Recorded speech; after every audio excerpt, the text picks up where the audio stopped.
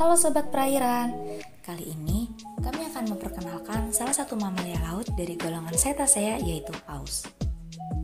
Paus merupakan salah satu mamalia laut kelompok Cetacea yang memiliki peran penting dalam ekosistem laut. Paus menyebarkan nutrisi dan mikroorganisme dari semburan nafas di permukaan laut setelah paus makan di kedalaman. Paus pada umumnya bermigrasi tahunan dari daerah lintang rendah untuk berkembang biak pada musim dingin dan ke daerah lintang tinggi ke daerah mencari makan pada musim panas. Selain itu, selama paus bermigrasi untuk kawin, paus membawa nutrisi dan plasentanya yang berguna sebagai sumber bahan baku untuk organisme lain. Bahkan, kotoran paus mengandung zat besi dan nitrogen yang berguna efektif untuk plankton. Ternyata, paus sangat memiliki peran penting dalam ekosistem laut. Akan tetapi, populasi paus semakin menurun. Apa sih penyebabnya? Pencemaran laut menjadi salah satu penyebab utama yang menyebabkan kemurahan bagi paus. Pencemaran atau polusi adalah suatu kondisi yang telah berubah dari bentuk asal pada keadaan yang lebih buruk. Pergeseran bentuk tatanan dari kondisi asal pada kondisi yang buruk ini dapat terjadi sebagai akibat masukan dari bahan-bahan pencemar atau polutan. Bahan polutan tersebut pada umumnya mempunyai sifat racun yang berbahaya bagi organisme hidup. Toksisitas atau daya racun dari polutan itulah yang kemudian menjadi pemicu terjadinya pencemaran. Sobat Perairan pasti ingin tahu pencemaran apa saja yang membuat kehidupan paus menjadi terancam. Mari kita simak videonya ya. Yang pertama, ada mikroplastik. Sampah laut menjadi penghambat perkembangan hewan laut termasuk Cetacea. Diperlukan pemahaman yang lebih baik tentang skala dampak yang akan terjadi pada spesies Cetacea, baik sampah makro maupun mikro. Dalam beberapa jurnal yang telah kami baca, sampah plastik yang ada di Atlantik Utara, para peneliti memperkirakan bahwa Atlantik sekarang mengandung 17-47 juta ton sampah plastik. Angka itu lebih tinggi dari seluruh perkiraan sampah plastik yang berada di lautan sejak lebih dari setengah abad yang lalu. Nah, mikroplastik, yaitu barang plastik yang lebih kecil dari 5 mm, dapat berasal dari primer, yaitu berasal dari manik-manik, serat atau pelet, dan dapat berasal dari sekunder, yaitu dari serpihan plastik kecil yang berasal dari penguraian makroplastik.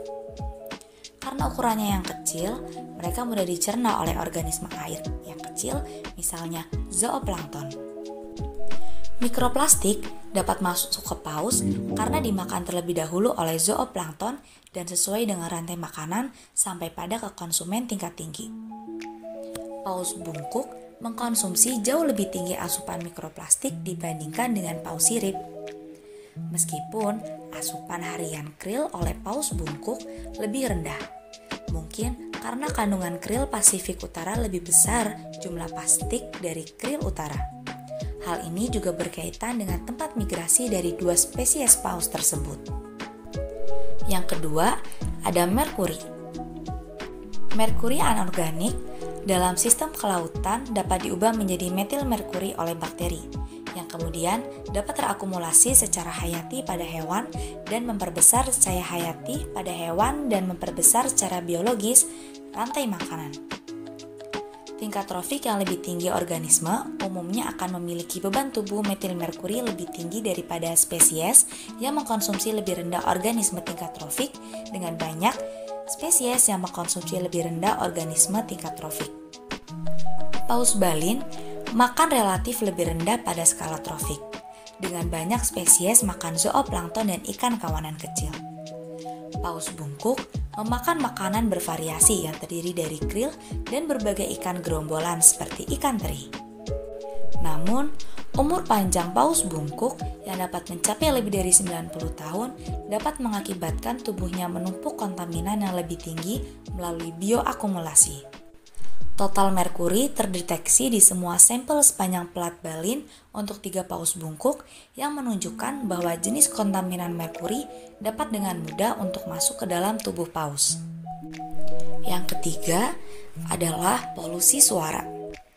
Suara pada dasarnya dibutuhkan paus untuk kehidupannya.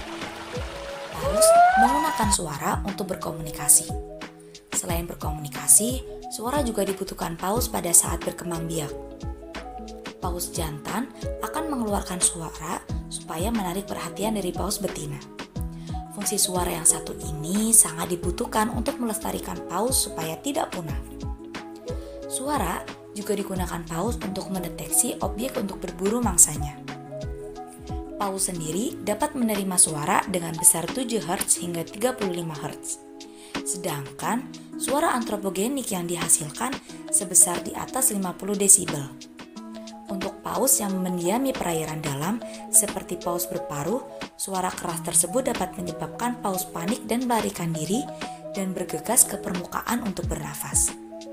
Ketika paus ke atas permukaan dengan cepat, nitrogen dari udara akan membentuk gelembung di dalam darah dan menyebabkan kerusakan dalam sistem respirasi paus. Selain itu, bagi paus kepala melon yang terdampar pada rentang frekuensi antara 26,9 Hz dan 32 Hz adalah 120 desibel yang dapat menghambat fungsi ekolokasi. Ekolokasi sendiri merupakan kemampuan memperkirakan jarak dengan menggunakan bunyi pantul ultrasonik. Suara yang menyebabkan kebisingan dalam laut berasal dari keterikatan alat tangkap, senapan angin, sonar aktif militer, perkapalan, dan pengeboran industri. Banyak sekali dampak negatif dari polusi suara ini bagi keseimbangan kehidupan paus.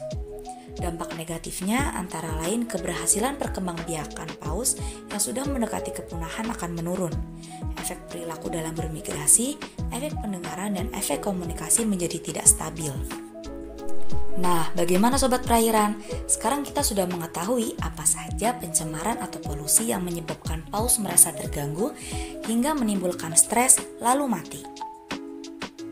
Untuk melindungi paus dari kepunahan, maka dari konferensi menetapkan Hari Konservasi Paus Sedunia telah diperingati sejak 2 Desember 1946 ditandai dengan dimulai penandatanganan International Convention for the Regulation of Fouling oleh negara-negara.